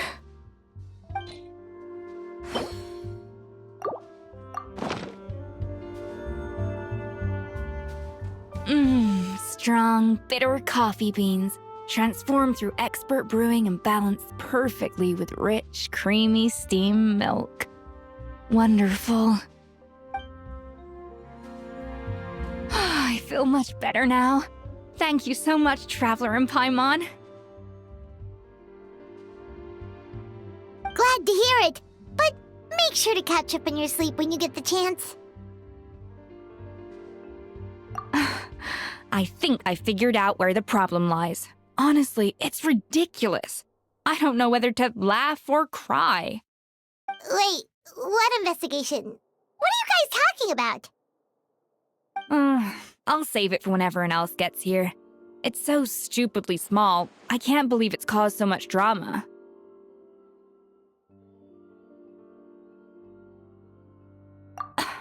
Yes, except my failures were stepping stones to success. Escoffier! Have you seen Savannah? Huh? No, not since yesterday. Why? What's wrong? After seeing her home yesterday, we were all a little concerned about how she was doing. So, I dropped by her place early this morning to check on her. Only to find an empty house with the doors wide open. I left Alphonse and the others to keep watch at her home, while I checked the Hôtel de Bord. I'm worried something bad might have happened. If she's not here, then where could she be? Boss, Escoffier, bad news. Alphonse? You're supposed to be keeping watch at Savannah's house. We were, but then, just after you left, we found this stuff in her house. Oh, looks like a map with a bunch of random places circled. What does it mean? Wait a second. This feels familiar. I'm sure these places are all connected somehow. Of course, from the Codex. They're all places that Modeste explored on his adventures. Yeah, but I don't understand. The adventure logs in the Codex are too fragmented to be of any use. How come this map shows all the missing details? The Codex de Bord? Then, this place marked in red out at sea. Could that be the fabled birthplace of Gâteau de Bord? Seriously? So now she set her sights on finding the original recipe and beating Escoffier that way? Geez, Savannah. Anything to overcome a Gâteau plateau, huh? Ugh, idiot! Does she have a death wish? Those ruins are thousands of years old. Hold on, there's more. Besides the map, we also found these letters.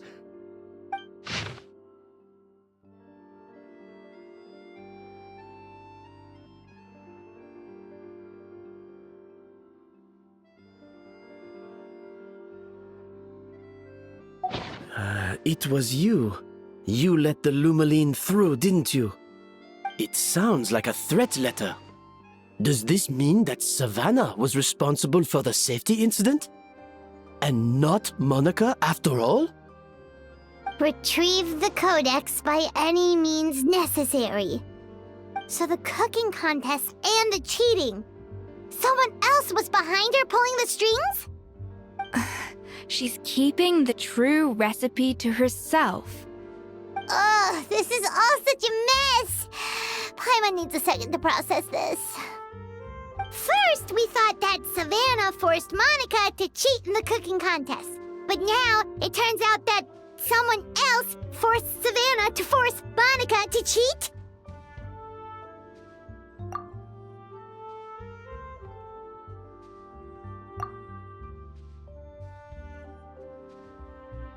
You're finally here. Of course. I should have put two and two together as soon as I read your threat letter. The food safety incident, the demand for a cooking contest, the instruction to blackmail Monica, even the suggestion that Escoffier was keeping secrets from me. It was all part of your grand plan, wasn't it, Monica?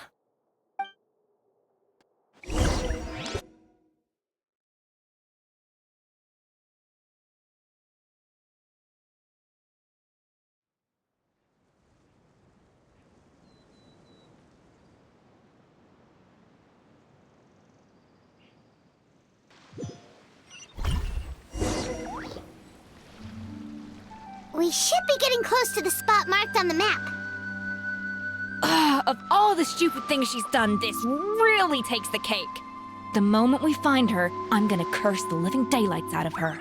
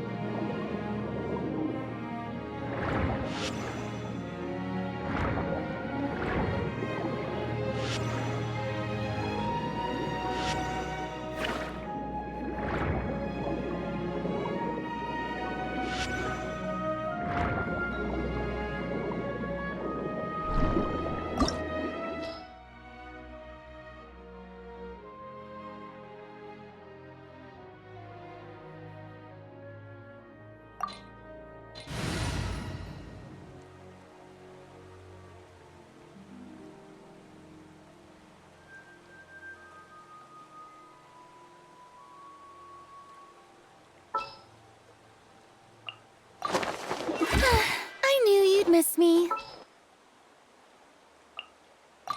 Nearer to the action is closer to the truth.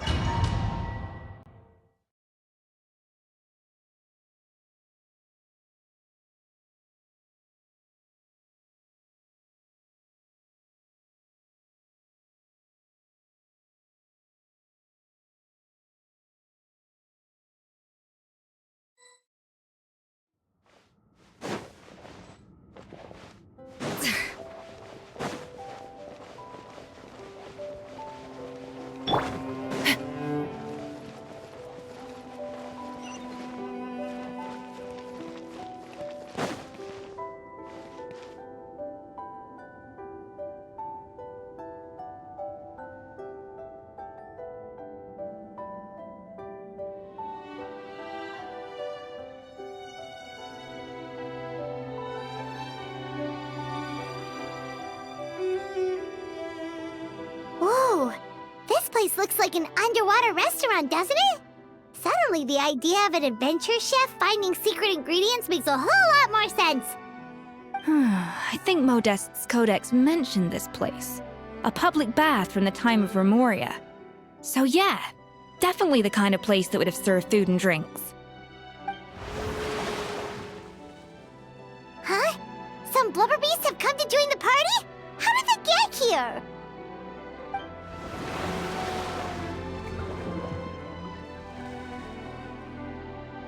Aw, they ran off!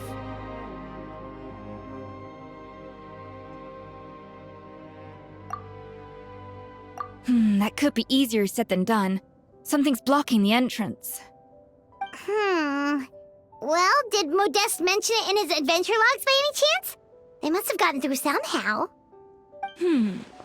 Good point. Yes, that's right. It's coming back to me now. We prepared a banquet for our shy little guests, and as the food flowed away on the current, they broke into a joyous chorus, and the path opened to us.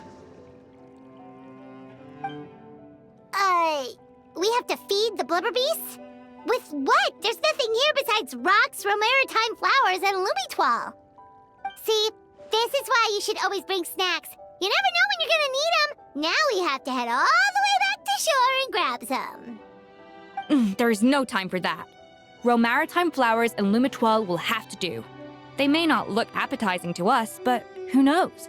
They could be blubber beast delicacies. Wait, we're seriously gonna try this?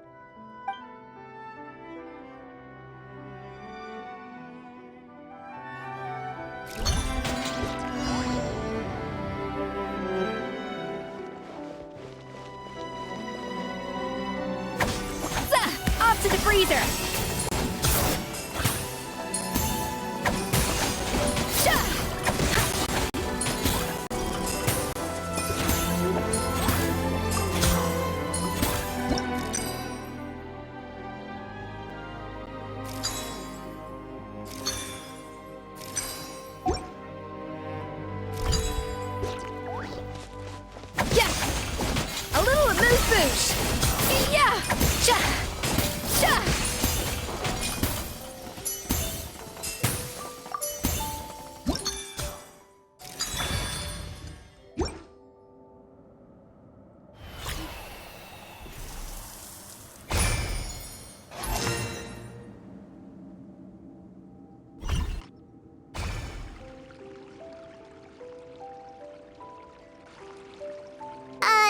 Blubber beasts or not, are we sure this stuff is edible? Trust me, they'll love it. Oh, good question. If we try to put them in the pool, we'll probably just scare them off again, and who knows how long they'll be gone. Yes, we can't afford to wait for them to double back. What was it that Modeste said again? Something about the food flowing away on the current.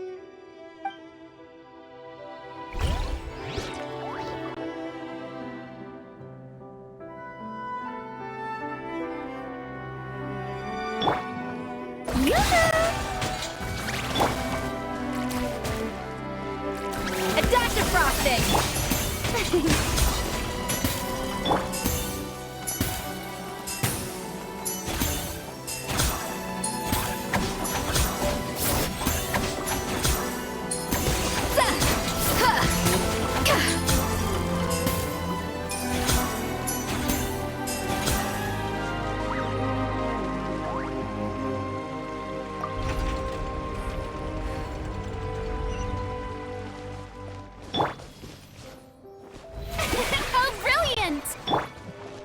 The tracks turned back again. Ugh, so annoying.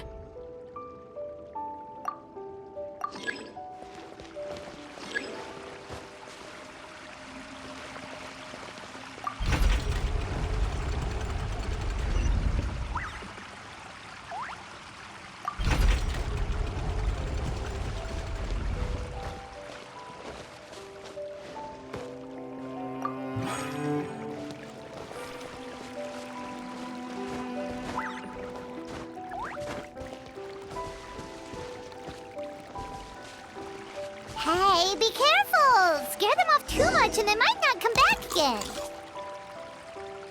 Wow, it's really singing! It must taste better than Paimon thought!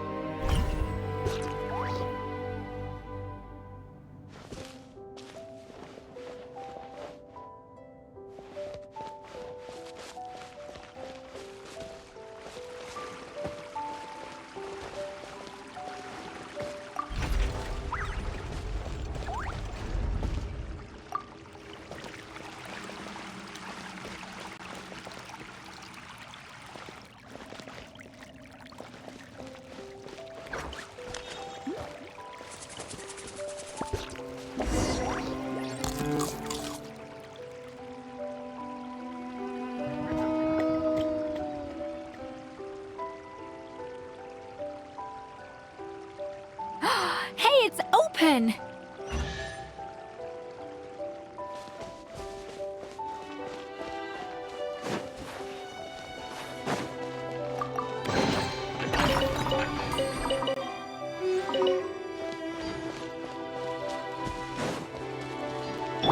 Stop right there!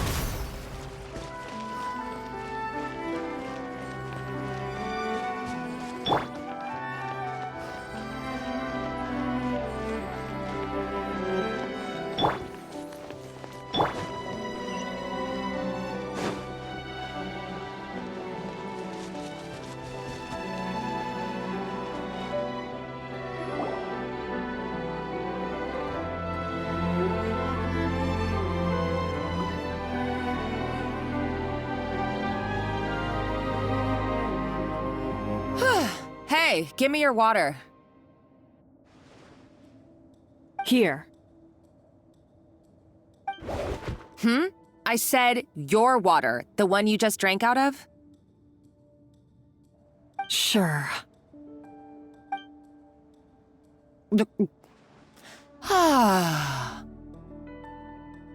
All those years slaving away under Escoffier, and then you. Today, it's finally paying off. Not only have I found the ruin that Savelli kept hidden, but I also get to boss you around like my little lapdog. Hey, go scout ahead for me. If we need to do any more blast tunneling, I want to know where to lay the explosives. Did you not hear me? Get going. Why don't you do it yourself? Oh, when did you learn to fight back? You're always so compliant when I give you instructions by letter. That's because you threatened to expose me for the Lumiline incident. I swear, if I'd known what you were planning, I'd never have... Ha! Don't be so self-righteous. Admit it, you've always been jealous of Escoffier. That's why you lapped up everything I told you. You were terrified of her finding out about your part in the Lumiline incident, and you resented the way her reputation hung over you. So you jumped at the chance to convince yourself that she was the villain, That she deliberately hid her secret recipes from you just to hold you back. It was the only excuse you needed to justify getting back at her. First, idolization, then jealousy, suspicion, and self-deception. That's what this comes down to. It was the same story with Savelli and my ancestor. He offered Modeste his friendship only to murder him out of vanity. He promised to explore the world with him, only to later destroy all records of their adventures. It's a miracle I even found this place. You have no idea the countless hours I spent piecing it all together. So you see, you're no better than Savelli. If you can't beat him, betray him, right? I am no Savelli, nor will I ever be. Oh, put a lid on it. You really think you can absolve yourself of your vindictive and jealous behavior now? Just because you finally realized that Escoffier never kept any secrets from you? You didn't show any remorse when she left, or in the cooking contest. Why start now? You have no right to redemption. You're right. I don't deserve her forgiveness. But I am done being bullied into submission by you! Ooh, feisty. But you should watch your tone. Talking to me like that could get you in big trouble. I somehow doubt that. Since I poisoned both our water bottles. What? Ever since I learned the truth, I've been biding my time, waiting for this moment. You've played me like a fiddle for so long, and now this is payback! But you drank it too! It's what we both deserve. This is the price we must pay for betraying Escoffier. You'll die here with me, Monica! You.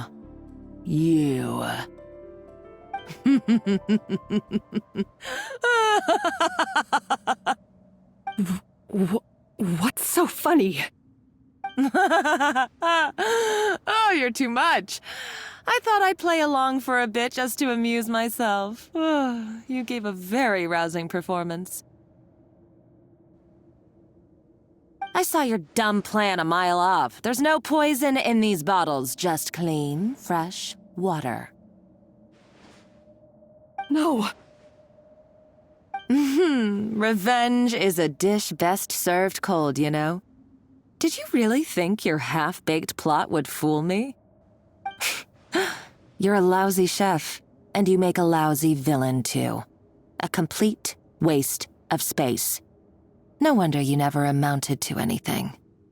Everything I ever did was a failure.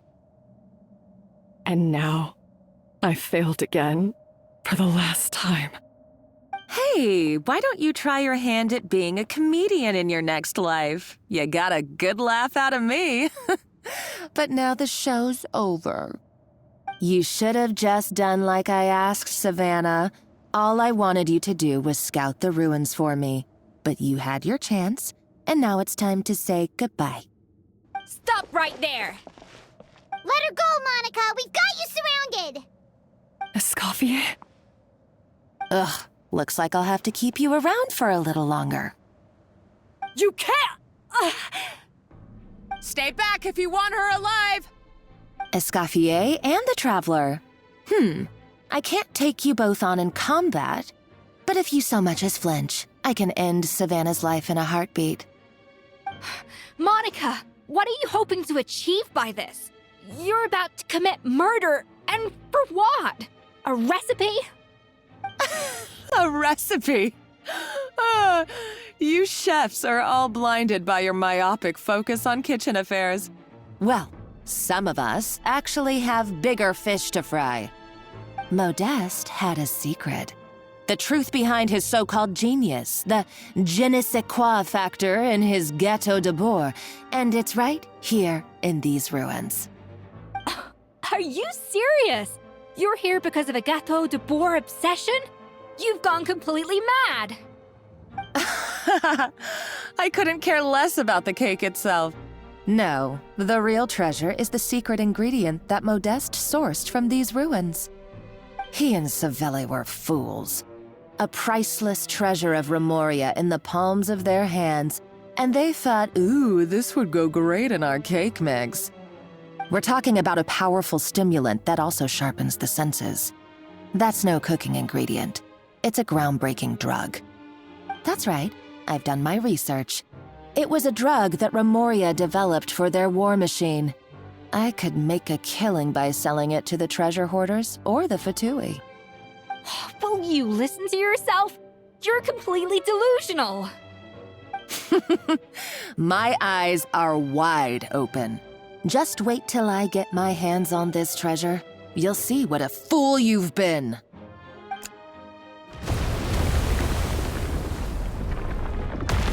Wait, what's that sound?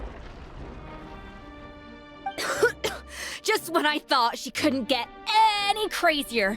She's lucky the whole place didn't collapse.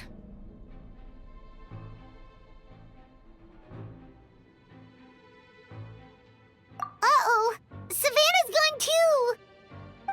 Monica must have taken her. Oh, what a coward. She's only taken her hostage because she knows that she's no match for you. That's true. Even if she finds the treasure, she'll need Savannah alive if she wants to get out of here in one piece. Oh, well, our path's been blocked, so let's look for another route.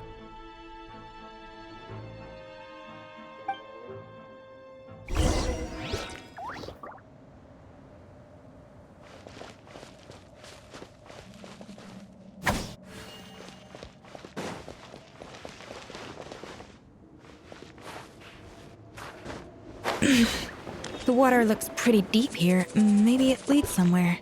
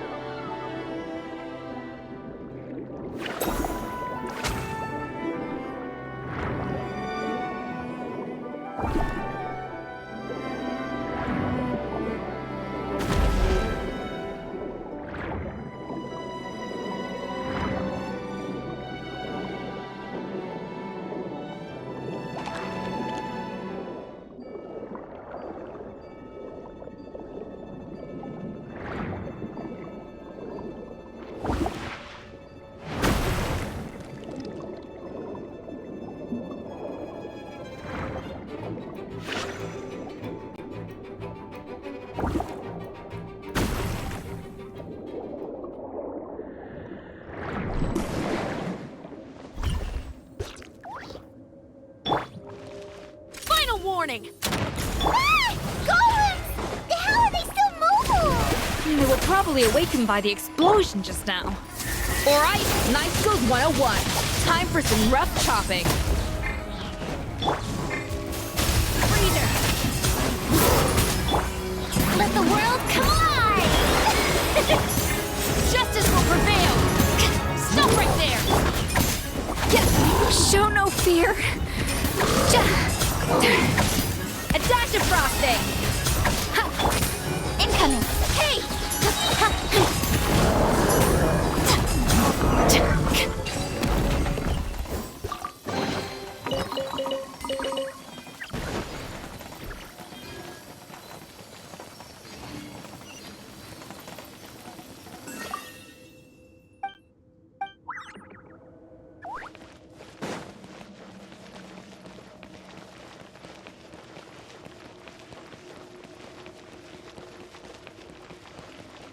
Another door? Guess we need to prepare another feast for our guests.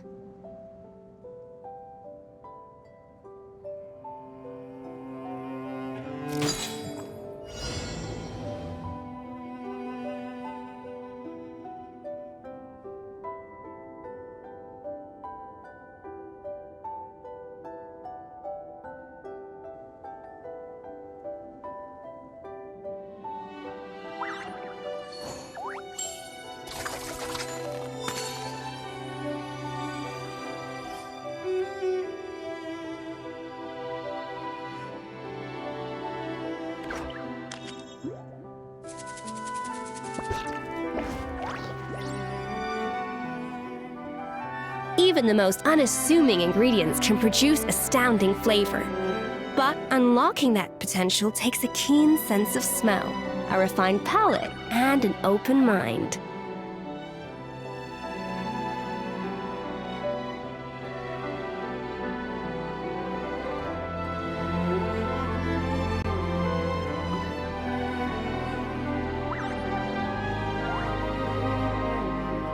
Know of any new orchestral pieces?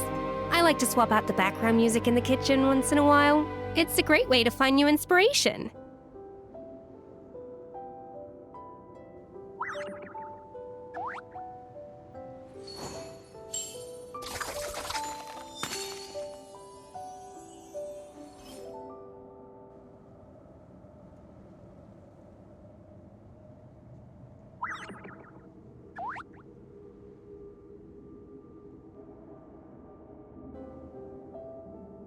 An important part of cooking is making sure the ingredients absorb the flavors in the dish.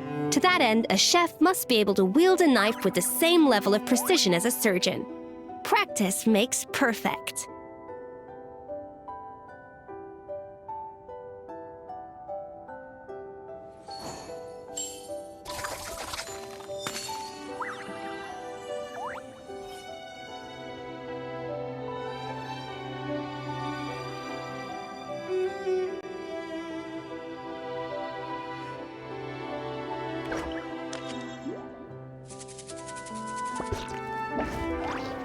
Even the most unassuming ingredients can produce astounding flavor. But unlocking that potential takes a keen sense of smell, a refined palate, and an open mind.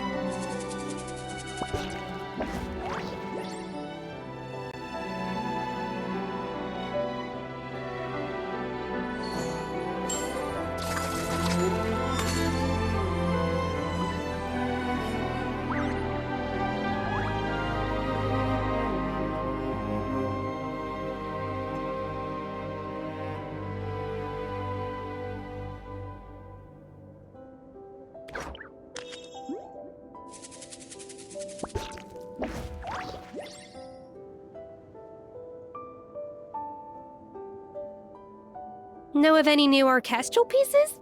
I like to swap out the background music in the kitchen once in a while. It's a great way to find new inspiration.